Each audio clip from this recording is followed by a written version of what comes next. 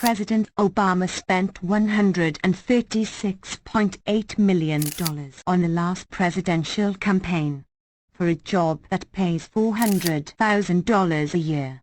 Welcome to real politics. To be successful at politics, you have to lie. This is just common sense. Because as we all know, you can't please everyone.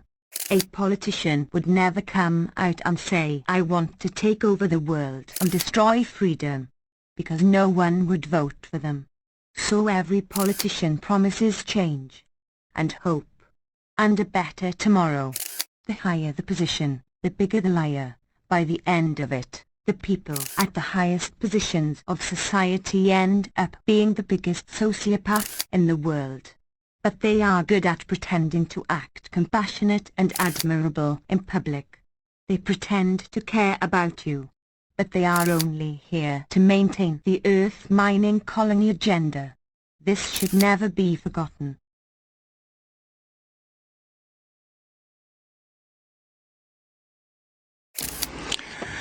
And after the National Socialism, I mean the neoconservatism of Bush and the corruption and the problems that was causing was beginning to wake people up.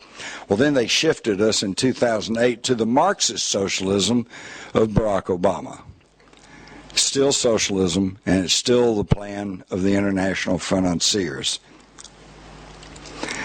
To show you that there's been no change, 1989 to 1993, we had the administration of George Herbert Walker Bush, a Republican, and every cabinet member except for Dan Quayle, his vice president, who couldn't spell potato, and his old buddy Jim Baker, and Health and Human Services Secretary Louis Sullivan, every other member was a member of the Secretive Council on Foreign Relations, which is the sister organization to the Royal Institute of International Affairs in Britain. This was formed right after World War I, when the League of Nations idea failed because the U.S. Senate said, "We're not ready to give up our sovereignty," and they wouldn't sign on for it.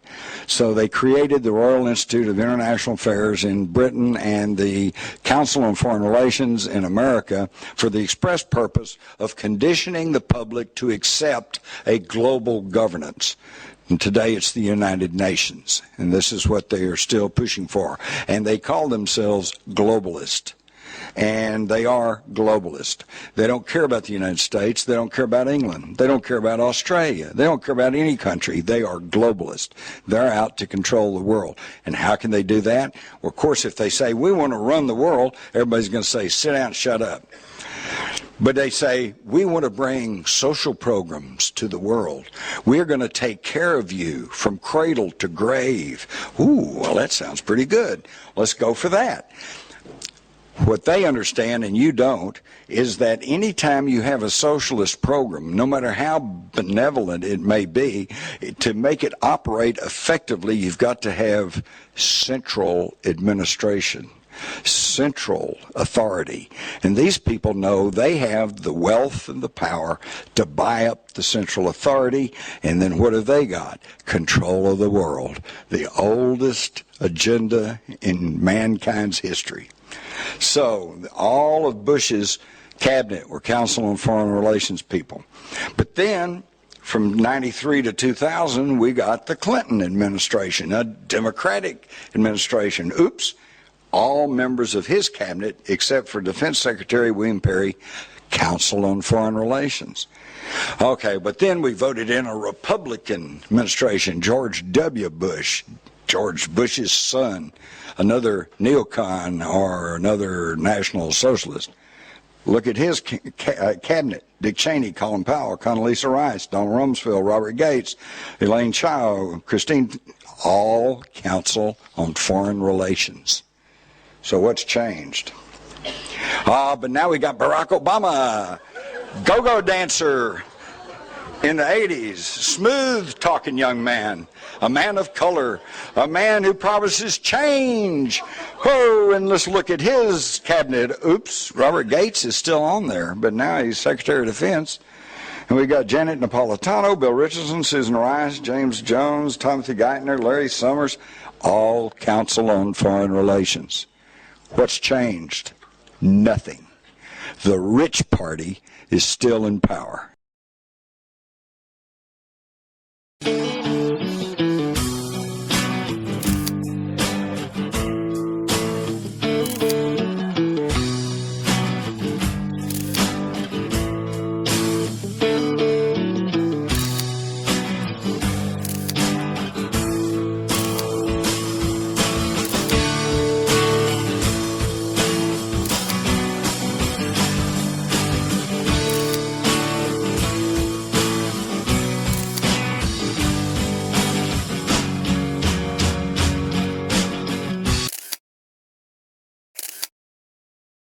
One of the main functions of illegal drugs is to destabilize society. This is why drug use is always glamorized on TV and movies. Looks like a whole lot of soup. Who are you? The damn soup police? I deserve that. No, I'm sorry. I'm just trying to nurse this cold. You know, I'm in the pharmaceutical business. I might have something that'll make you feel better.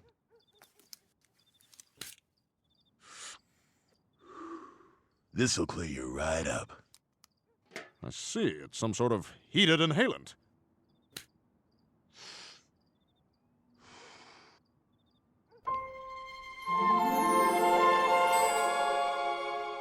Wow, you're right. I feel great. Whoa! Any chance I could get some of that cold medicine to go? Sure thing. No need, pal. First time's free. Whoa! I feel strong enough to drag a mattress into an abandoned... All right, there's the senator. Now get in good with his daughter and it'll help me a lot. Gotcha! Sex the daughter. I'm serious, Roger. I have a lot riding on this. Just be normal. Senator Buckingham, I want you to meet my son, Steve. Your Eminence. This must be your beautiful young wife. That's my daughter, Cookie. Don't be late for class, you two. So, Cookie, do you like ponies? You sold the senator's daughter? How did this happen? Ugh, I've told this story so many times today. You should just ask my hairdresser. Roger! Okay. So, I was trying to be her best friend, like you wanted. So, Cookie, do you like ponies? No. I'm almost 16. Oh. So, what do you like? Cocaine and stuff? Yay!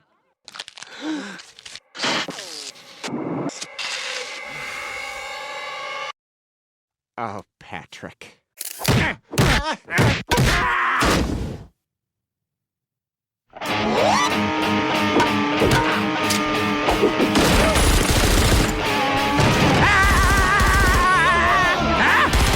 like that? Get his ass!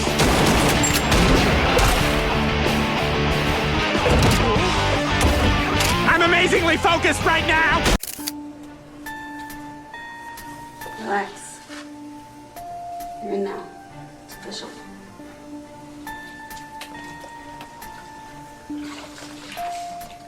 Damn, girl. You drink the whole thing. I told you I don't do that shit. Don't be a pussy. It's not a needle. It's when you start shooting up that you become a zombie. لا بنقولها بكره لك قلت لك بالامان الفلوس قريبه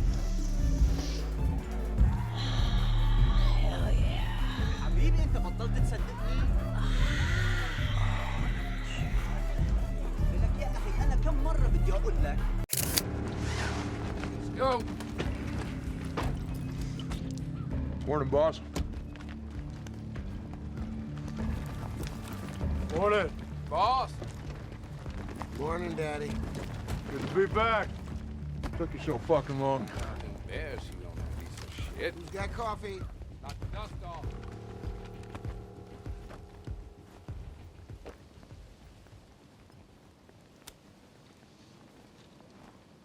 Are you fucking kidding me? You promised to use the downtime to work on yourself. I'm fine.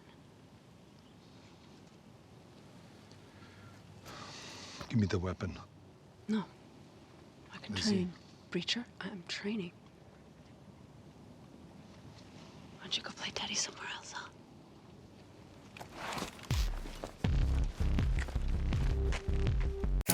But what they forget is the pleasure of it. Oh, Dave, wait.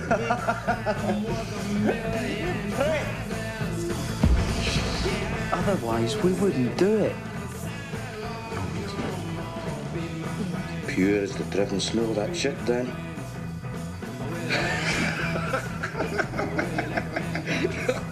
After all, we're not fucking stupid. Or at least we're not that fucking stupid.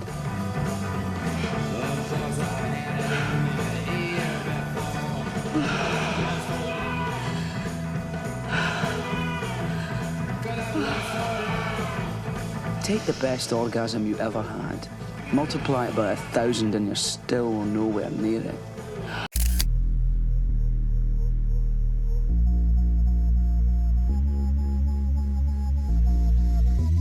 Methylene dioxymethamphetamine, Eckies, Disco Biscuits, Super Marios, White Doves, the club drug, the hug drug, the love drug, X, E, MDMA, 100% pure ecstasy.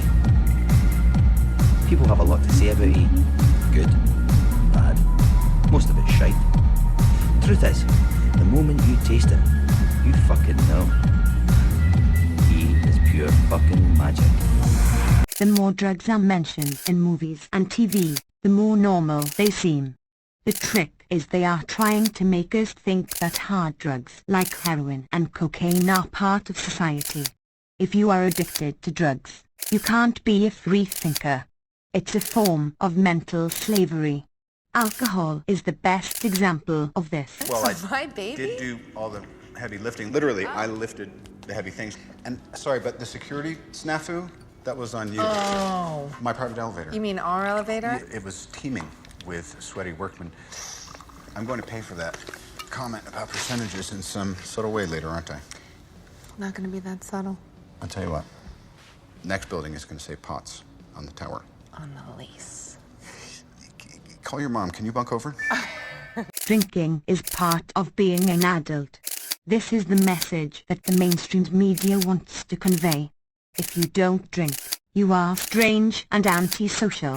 Drinking is synonymous with fun, living life to the fullest, adventure, daring, but alcohol, like most other drugs, only provide a temporary escape.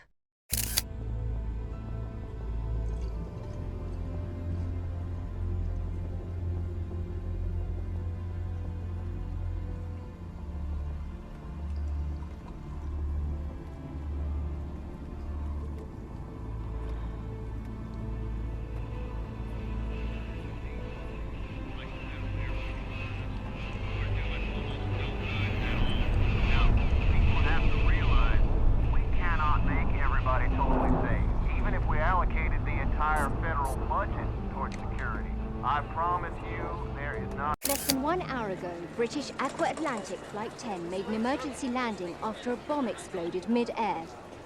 This following an attempted hijacking. Yet, in an unbelievable twist, the suspected hijacker, US Air Marshal Bill Marks, turned out to be the hero. It was Marks who confronted and killed the hijacker, saving alive. Yeah, it's Marinick. It's my turn to break protocol, Agent Marks. I'm calling from my personal line, and I'll deny this conversation ever took place. Listen, Bill, what you did on that plane, what you were up against, I want you to know I was wrong about you. And you'll have my full support.